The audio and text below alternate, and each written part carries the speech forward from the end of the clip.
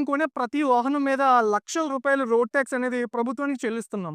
అలాంటప్పుడు ఈ హైవే మీద మనం వాహనాన్ని తీసుకొస్తే ఆ టోల్ ట్యాక్స్ ఎందుకు మనం పే చేయాలి?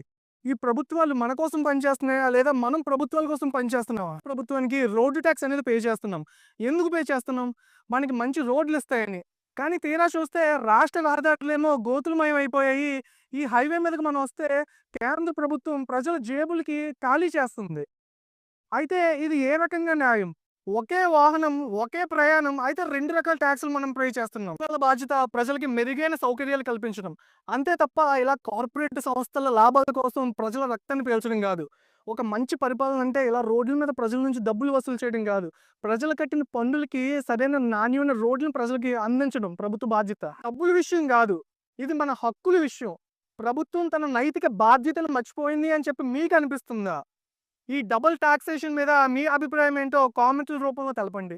అలాగే ఈ వీడియోని షేర్ చేయడం ద్వారా ప్రశ్నించడం ప్రారంభించండి. Thank you.